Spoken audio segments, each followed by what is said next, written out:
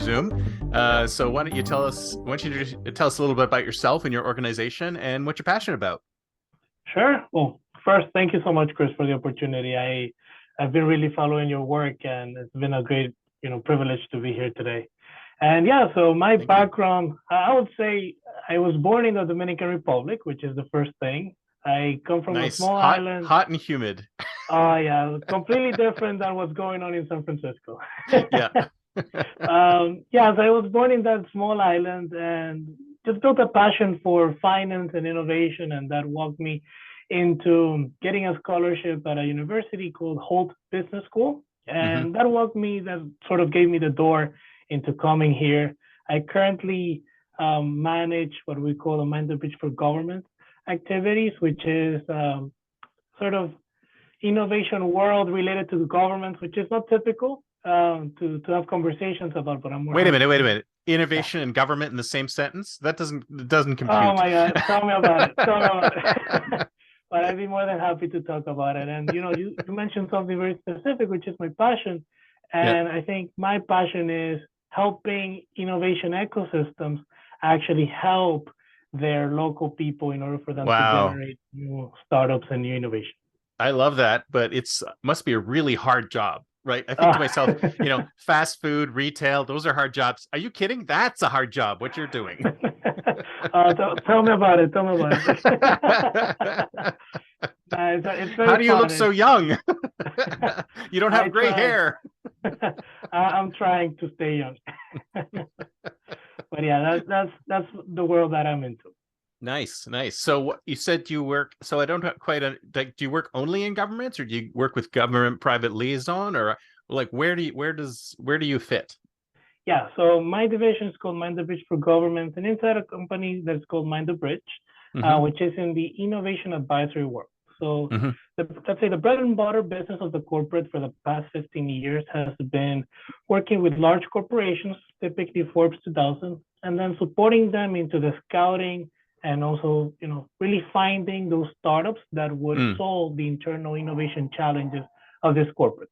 So we Oh, work on behalf interesting. of the corporate, sort of an extension of their innovation teams, and then a sort of smaller component related to consulting and structuring that new component, which is called the Chief Innovation Officer, and Hmm. everything that goes right under that.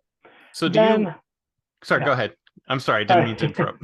No worries. Then there's a second component, which is what I manage, which is on the government side. So after years of working with corporates, we noticed that there was a growing appetite related to governments wanting to help their local ecosystem be exposed to the innovation world, mostly related to what's going on here in Silicon Valley, Israel, South Korea, and so on. And they needed local partners that would accelerate those startups based on the requirements and the needs of Hmm. an environment like this. You can Hmm. imagine that a startup coming out of Brazil has a very different mindset than what is being expected of them here in Silicon Valley. So we Hmm. started developing this sort of an acceleration component that is called a market entry program into bringing these international startups and helping them, let's say, geolocate their business to the expectations of Silicon Valley, Israel, South Korea, and multiple areas in the world. And so there's also a subcomponent of that, which is the ecosystem development. So Mm. providing strategies to governments so that they're not only focusing on, let's say, growing their GDP by improving agriculture, let's say productivity, but also investing into startups, creating programs that are multi-year into supporting an entrepreneur, everything from the ideation stage all the way to the scale up and the IPO. And sort of that local ecosystem benefits from that creation of innovation. Okay, so I guess I'm trying to understand. So let's say, so you're saying so you mentioned market entry. So is it say like a foreign government says we want to assist startups in the U.S. or U.S. startups in foreign countries, or I mean, I guess I'm trying to figure out how you operate. Is like you Yeah, mentioned like Brazil. Is it Brazil funding startups in Silicon Valley, or are they funding? I mean, I'm not. I guess I'm not sure how that no, works. there's actually, and again, that's where all this comes from. There's multiple ways into it, but typically, what you see that say the government of Korea investing into a program, meaning they would sponsor MindTheBridge in order for us to accelerate their local startups here in Silicon Valley. So Oh, if you were, okay. let's So say, are, yeah, a South Korean startup in Silicon Valley would correct. be funded through like this, the South Korean government might give you funding and then you would distribute it to South Korean startups in Silicon Valley. Correct. That, okay. Or accelerating them. Right. Yeah. So Right. there's multiple ways into it. And then we can get it maybe a little bit deeper later on. That's really interesting. I didn't realize that was going on. I thought the governments had their own outposts here and they were doing the thing. I didn't realize that there were agencies doing that funneling or that accelerating. Yeah. They also have outposts. Sometimes they are more trade related outposts. So coming here, tapping into the local startup and trying to take them back into, let's say, Korea. So they also do business there. Mm-hmm. But there's also, again, over the past few years, you have been seeing this sort of acceleration of governments being more interested in their startups, not only being big in their local ecosystem, but being big outside of it. Mm-hmm. And exposure and also access to investors and capital in this market, it's always a good opportunity for them to actually do that. So let's say, right. You want your startups to be carrying your flag anywhere they go. You really don't care if they're so big in your country, but rather you want them to be known as a Korean startup that is succeeding in the US. Right. So are these startups that actually started elsewhere and then were founded here, or were they moved here, or they were founded here by expats from the other countries? Typically, they are founded in their local country, and then they expand operations here. Oh, okay. Okay. Cool. Yeah. Cool. So, I mean, are you able to tell us any of these companies that you're working with, or is that like a top secret? I can tell you the countries, which is, I think, is more fun because you get to see the whole exposure. I mean, I'll tell you how my morning looks like. I start at 6 a.m. talking with Taiwan. So we're working with Taiwan Tech Arena, for example, which is a big government entity. Then after that, I briefly speak with some colleagues in India. And then later... they're still up early in the morning. Exactly. And then about 9 a.m., I'm talking with Italy or Spain and so on. So, in our case, we work with more than a dozen countries around the world. And it's something that, it's I feel like the United Nations sometimes. It's a great opportunity for us to see how, different countries want to get into the innovation world. Some of them are still very early stage into, we have a few startups locally, but we don't know how to help them. And then you see some other areas, let's say the state of Victoria in Australia, they have a specific investment fund from the state that invests and takes equity on startups from around the world, regardless if they are from Australia. They just, for example, they go to Colorado or Miami and they invest in equity in a startup. And then the benefits as, let's say, as a venture capital partner for the startup is to also tell them, look, you're working in biotech. We're very strong in biotech locally. Bring some of your operations here to our facilities, and we'll be more than happy to help you in that, in addition to the money that we're giving you. So there's a lot of ways. It's economic development for themselves too, right? So they're saying we can bring your factories or your labs or whatever into us, so to create jobs in those areas. Yeah. So obviously within the political world, you want to show that you're bringing something back, not only the financial return. Exactly. But there's always some butts in the way. So you only work in that space. So you said the other parts of your company work internally. So it sounded like what you were mentioning before. It sounded like they're almost like an M&A arm, right? Because it's kind of like an external M&A arm that goes out there and says, okay, here's a challenge. Instead of building it internally, go look for startups that are addressing this and then see if they can either work with them or buy them or whatever. Is that generally how you operate? Yeah, the M&A component is one of it. So there's typically three main areas. There's the venture client, more of the procurement side. Then there's the investment and the acquisition. So typically you see many corporations that want to get into the venture client first, and there's where the POCs, the pilots come in, and then you see, okay, this is something that we can use in the long term. After that, if the corporate is interested or even has the capacity of doing that, they either invest or acquire the startup, whether that is to internalize those activities that the startup created or even to sell to their competitors. So there's many ways into it. So in our case, yes, that extension of whether there is an existent innovation team within the corporate, we go ahead and support them because we have offices around the world. We have, a very extensive, innovation network that we tap into, as well as our scouts, which are people that are, they're graduates from their industry. They have experience from the industry. They know how to have a conversation with a startup and basically say, look, your technology can complement or can solve this challenge for this corporate. We would like to introduce you and have some sort of business going on.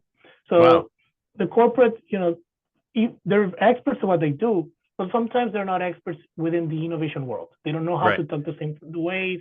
Tell me about it. I mean, you know about that. So there's a lot of value into giving the corporate the flexibility that internally they cannot have. Yeah. Right? You have such a big structure. You need 10 people to say yes to a specific project. We don't have that issue. We're very straightforward. We work as a startup, and then we just introduce you with the entity or the startup that you need to talk to.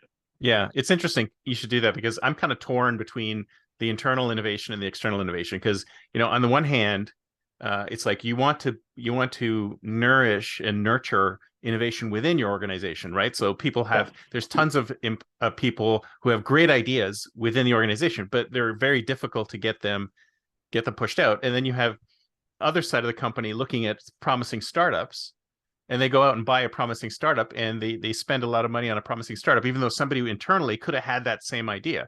So it's kind of like a balance. It's right. You really need to do both. You really need to sort of build the internal innovation practice because then you want your employees to be rewarded for innovating, but at the same time, you need to look outside for things that are interesting. So you guys do the look outside part, but you don't really do the look inside part.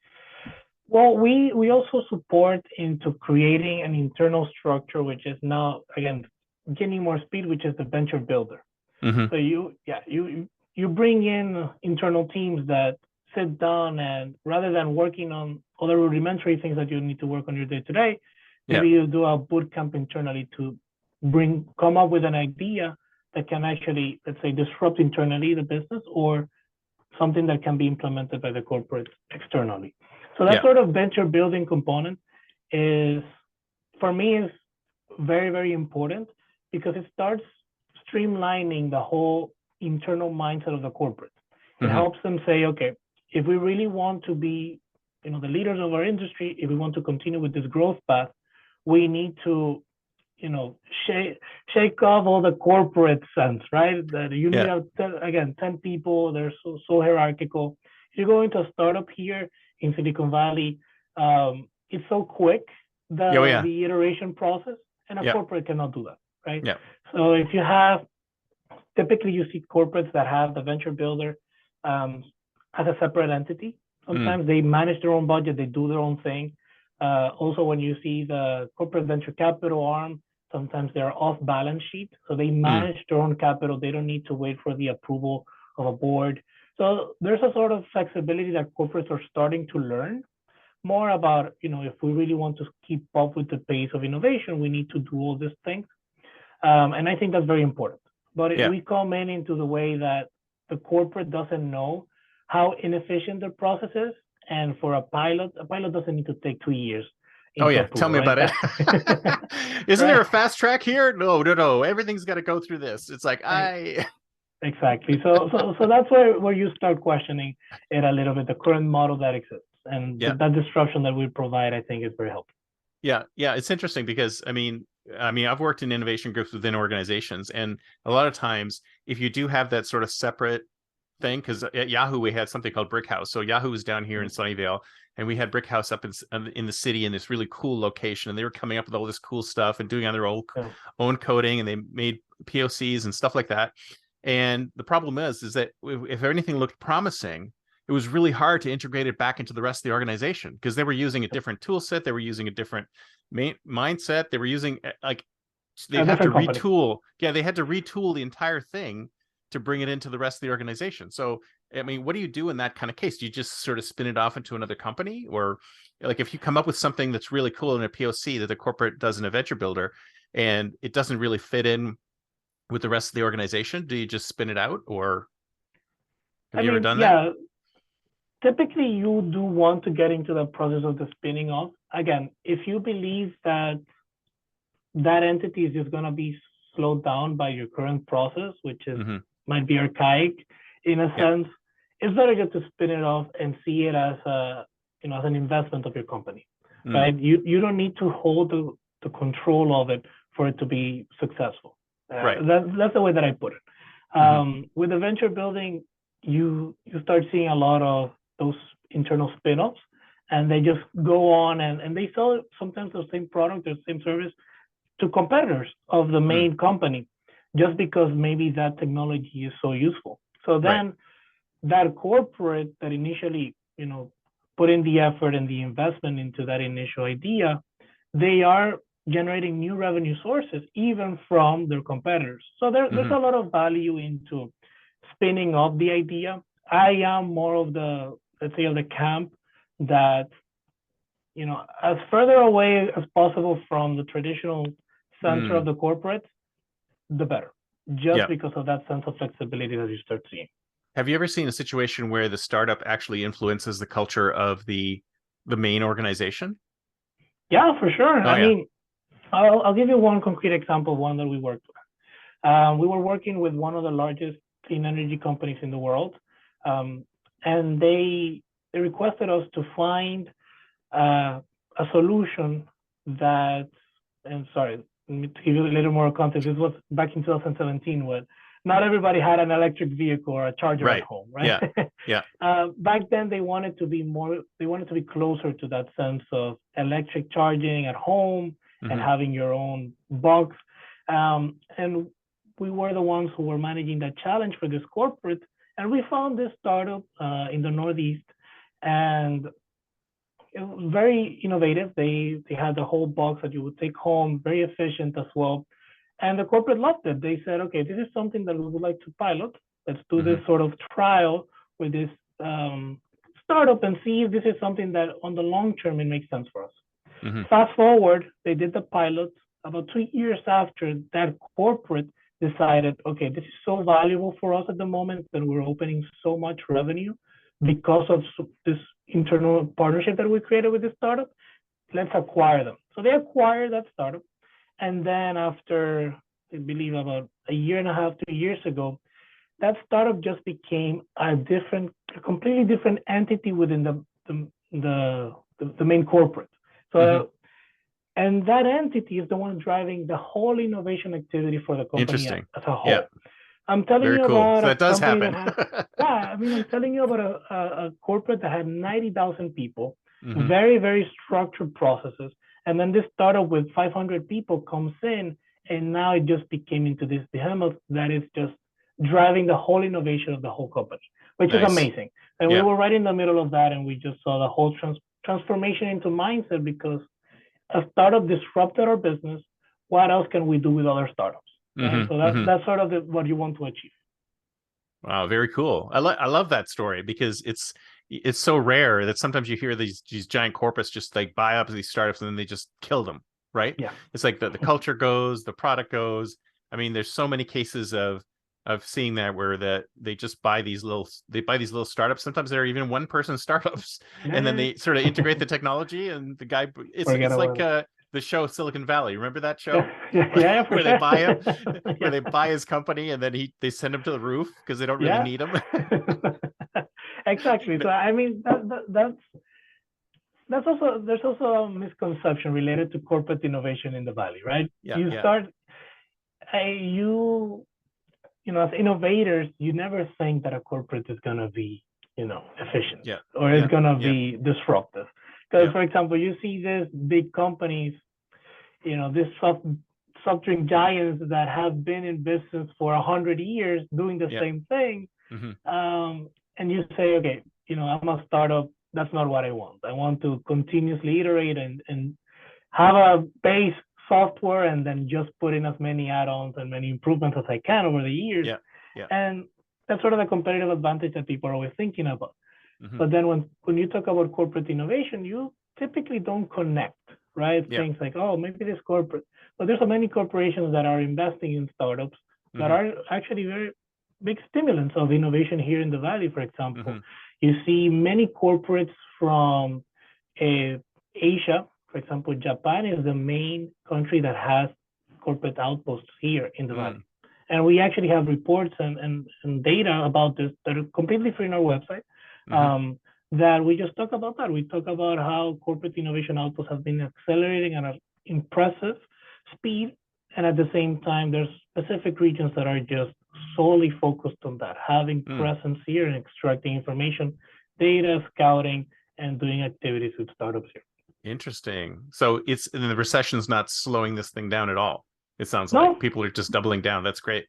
Yeah, you actually, taking it back to the other side of the field, you actually saw some governments that actually retreated over the pandemic from having innovation outposts here. Right. But they had to limit a little bit of their exposure in terms of expenses, because obviously it's a bit, costly to be here.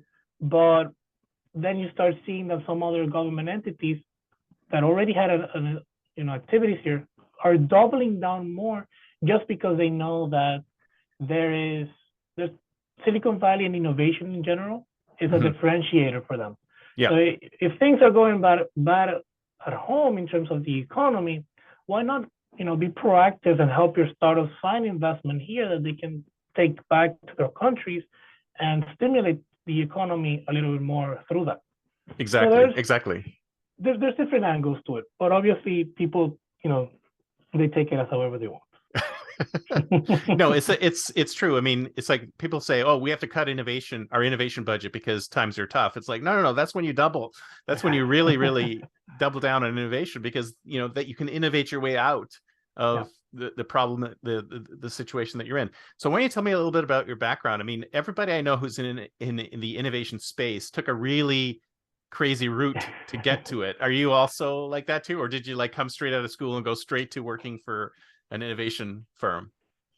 My background was in finance. I was working doing treasury analysis before. Oh wow, that sounds really exciting. Too much.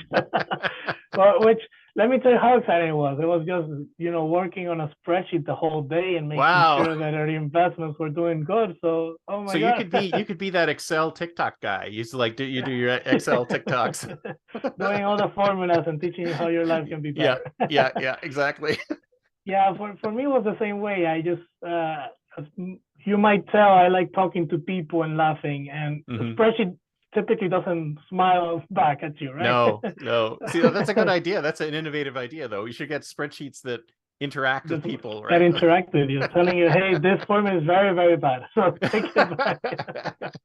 So I figured, okay, maybe this is not exactly what I wanted. Again, I had that corporate exposure, and I said, if I need so many people looking over my work, this might not be what I want. So I turned a little bit into the startup finance world. So how it helped a few startups here raise funds, and working directly with CFOs. We did a big Series A for $5 million, and seeing that whole process of, the grind that a startup needs to go through to engage with investors and so on, that really got me deep into the sort of innovation scene, right? And then I said, okay, now let me put together a little bit more of my other passions, which, again, as I told you at the beginning, I really like working with governments and ecosystems. And, coming from to give you a little bit of the context about me, I come from a country in which innovation is not the go-to, right? You see a lot of agriculture, you see a lot of tourism. You talked about the warm and the tropics. That's typically what your mind gravitates to there in that ecosystem. And when I was exposed to sort of the innovation world and the whole disruptive scene, I said, wow, this is something so useful for me to take back home. And just because I bring this sort of different mindset, because unfortunately people just take things for granted here in terms of innovation, right? The sort of component of open innovation is something that nobody talks about here, because it's just embedded into our culture, right?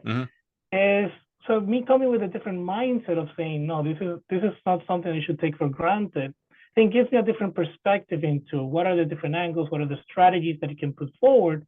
And sort of I took advantage of that. And within MindTheBridge, working a little bit more on the corporate innovation side, a little bit further away from the finance side, I said, look, let me work a little bit more connected to this passion of helping ecosystems and this sort of world. So I went to our CEO, Marco, and I said, look, I think there's a big value into us going deep into this internationalization idea of innovation and helping startups literally from the whole world to have access to innovation, something that, again, in my country back home, I didn't see, right? Yep. So having that exposure, having that ability of extracting value from knowledge of innovation world and then implementing it back home, then that led into where I'm at today, which is MindTheBridge for Government. So we created this sort of structure out of that passion, and then it's going great. I mean, we're working with dozens of countries around the world, specifically helping them into that scaling of their local innovation ecosystem. But do you have any Dominican companies in your portfolio? We're working on that.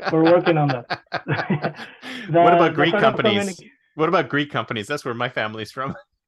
We work with the government of Greece. Oh, great. We work with Enterprise Greece, amazing partners, and a lot of innovation coming out of there. We're actually helping 25 Greek startups right now do that's fantastic. Corporations here. Let me know if you got any open positions. I can speak Greek. for sure, I'll let you know. But yeah, I mean, it's such a wide world in terms of the innovation that I mean, I can spend the whole day talking about it for sure. But do you have any examples of say when you've had sort of barriers or blockers and how you've been able to get past those? Yeah, again, when you are talking to people that are not exposed directly to innovation constantly, they think that you're crazy or that you don't know what you're talking about, right? There's different ways that can go into it. When you're talking with a government entity that, again, their mandate is, let's develop the local, say, financial ecosystem with what we know, again, agriculture, traditional business, SMEs, and so on. When you come with the concept of a startup and innovation, they sometimes don't speak the same language as you, right? And when you start talking about venture capital and how can we funnel funds into acceleration activity, or an incubation, and what's the distinction between them? There's, you start finding a lot of blockers in the way. And the way for you to work around that is literally educating that potential client. So we create a lot of, again, reports, and we crunch a lot of data related to innovation ecosystem with, amongst many things, but one of them is, clearly stating what is the value of innovation in terms of financial growth of the economy, and also the sort of ability of the economy to diversify itself. Because again, within the software world, there's a million routes that you can go. Oh yeah, absolutely. And that flexibility enables a country that, for example, if you don't have oil in your country, I mean, what else can you do? You cannot. Exactly. That's it. You don't have oil. Right? You gotta bring it in somehow. You gotta trade for it. But with software and the sort of startup world, it just opens too many opportunities for you. You start seeing small countries that had, let's say, very specific, an economy is so specific to specific industries. Let's say Estonia, that right now is just driving innovation in Europe. It's amazing how such a small country is just creating so much impact. Oh yeah. And the same those Estonian developers are awesome too, by the way. Exactly.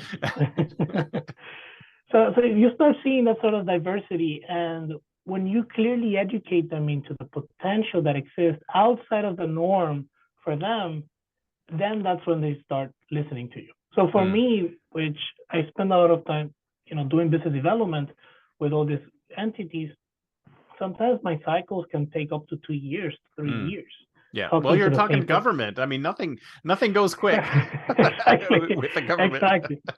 So you get the idea, right? And then there's also all the political things in the way that, sometimes I am almost, closing a country and helping them all do all of these activities, and then an election happens. Oh God, no! Completely new president comes in, and then everything's different now. Exactly. So you get the sort of idea. It's sometimes it seems impossible, but just the perseverance and showing them the sort of value throughout the whole conversation until the end, that's when they start listening to you. Yeah. So, maybe you work with, I mean, they're basically looking for economic development, right? So they're looking for economic development in their own countries, as well as helping people here from their own countries. So that, as long as they can get economic development out of it, or jobs or whatever, then it should be a plus, right? I guess that's part of your pitch is that. Yeah, exactly. And also just opening new opportunities, because, for example, there's some governments that they have invested a lot of money. Again, I always gravitate towards South Korea because it's just amazing what's going on there in terms of the innovation that they're creating, in which I think that is the only country that I've actually experienced in which people see innovation as their go-to rather than, oh, I just got laid off, let me create something. They get out of college and they say, let me just create something. I don't really care about working in one of the big innovation, one of the big corporates. It's just there's so many incentives and opportunities available for them that they just gravitate naturally to that. Interesting. And, everyone should do that. So for sure. And then the economic development is not only an interest of, let's say, national governments. You start seeing here in the U.S. States as well being very proactive in terms of what we call the attraction and the outbound support of startups. Just to give you a quick fact, by October 2021, there were about 24 innovation-related government activities by states here. And just, about a year and a half later, right now, there's more than 72 active innovation programs. That's more than there are states. How do they do that? Because that's actually a very good question. There's levels into it. There's you see trade-related entities from each state that are putting together their own innovation activities. You see economic development agencies within the states that are under their own Department of Commerce and so on, and they start creating layers into it because they know how deep innovation goes, whether that is through universities, whether that is only through trade, and it's diversifying a lot. You start seeing a lot of competition actually between states. That, for example, I mean, this is something that's been resounding a lot between California and Florida.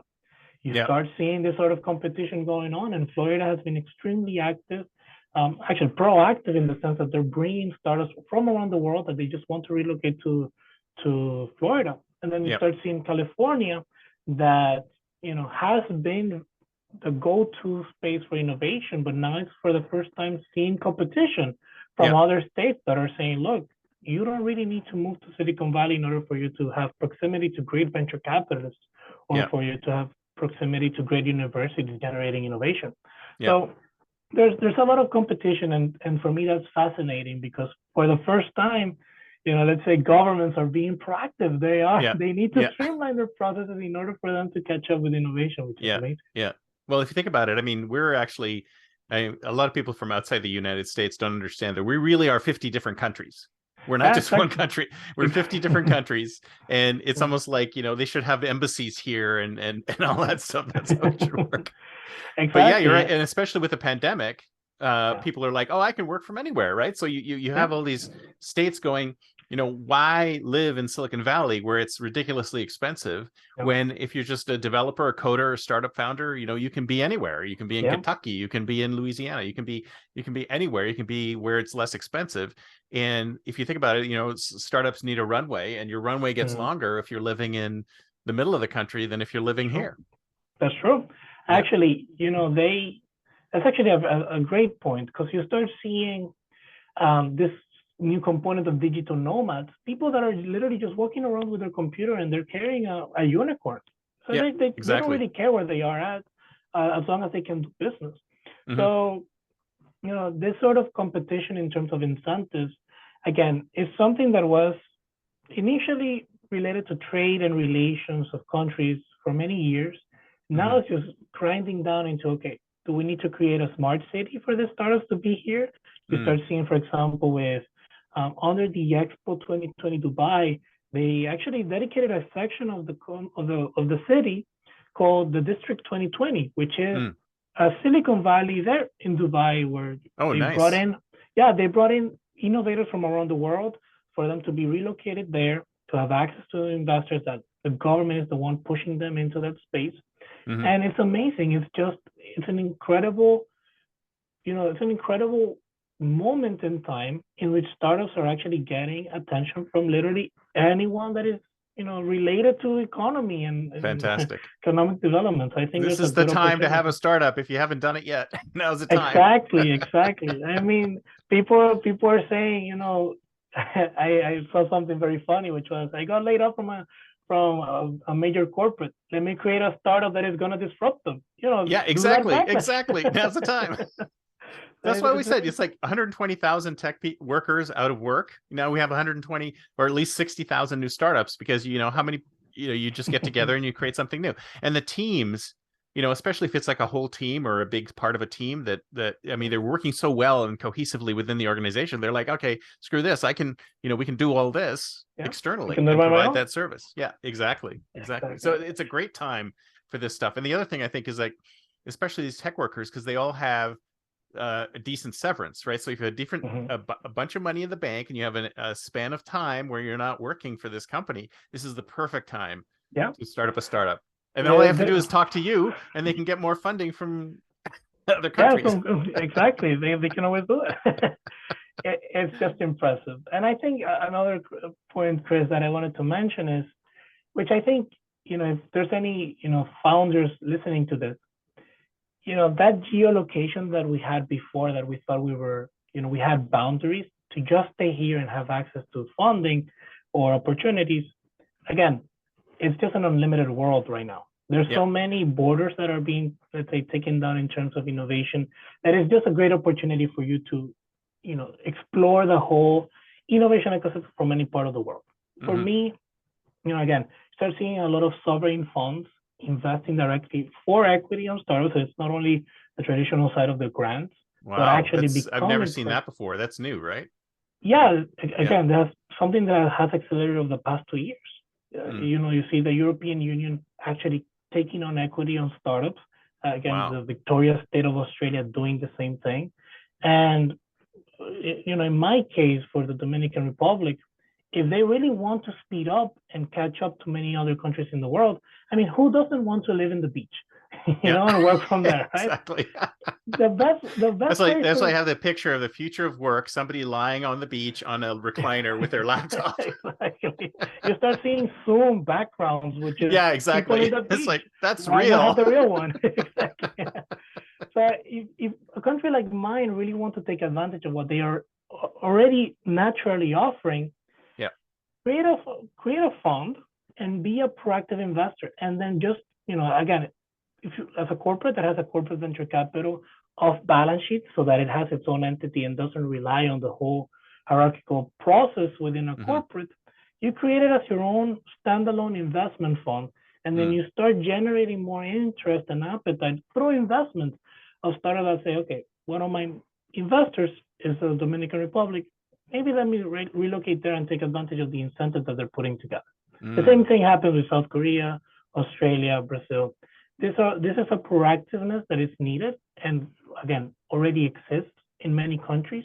And if you're a startup founder and you feel like maybe capital is being restricted right now, or that it's very difficult for you to actually find a niche within this environment, think outside of the box. You don't need to be in the Bay Area in order for you to be a successful entrepreneur. Yeah. If you're a successful entrepreneur, you're going to find a way out.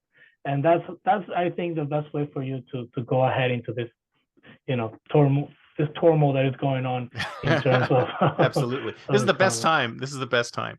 So it's time to think like a futurist. It's the year 2033, 10 years from now. What do you think the world's going to be like in 10 years? Where do you think we're going to be in 10 years? Will ChatGPT take over and nobody will work anymore? I do think so. I think lawyers won't exist anymore. For some people, that's okay. For some people, if you ask me, that would be great. Yeah, for me too. 2033, I'll take a different angle. I'll say that by then, governments are going to be in a very, very proactive side of the innovation world. They're going to be taking equity in large chunks of startups, and they're going to be competing with major venture capitalist firms from around the world into having positions in great startups. And startups won't go, oh my God, I don't want to work with those guys. They won't do that anymore, right? Well, no. I mean, you're gonna be having a big funnel of opportunities available for you, and by then, I believe, startups are gonna be having a sort of a menu of opportunities, whether they can go to Australia and get some specific benefits, or go to Brazil or Chile. There's many opportunities out there, and I believe that in 2033, it's just going to be a whole different world for startups that are looking into geolocalizing in different parts of the world. Wow. And those countries aren't specifically looking for, like, they're not looking for Australian startups here. They're just looking for promising startups, right? So they're just like anything that looks good. Yeah. Exactly. That they can either take home to Australia, or they can invest in them and then get some sort of activities by them in their local country. Yeah, exactly. Come on and develop on the beach. Come on. Exactly. So hopefully that'll be the case for my Silicon Beach. We got lots of good Wi-Fi here. Good, very good Wi-Fi. And the beach is good. So. Awesome. Oh man. So if somebody wanted to get in touch with you, what's the best way? Yeah, I mean, the best way to do it is maybe through LinkedIn. Giovanni Marcelo Martinez. I'll put it in the comments, and as well through Twitter. I am always posting some information related to government activities and innovation. So G Marcelo M at G Marcelo M, and happy to connect with anyone that would like to chat here. Fantastic. This is great. Thank you so much for coming on the show. Yeah, I'm definitely going to check out your website and get some more information there, because I think it's a really cool concept, and I'm glad you guys are there doing it. Thank you so much, Chris. Thank you. Talk to you later. Bye.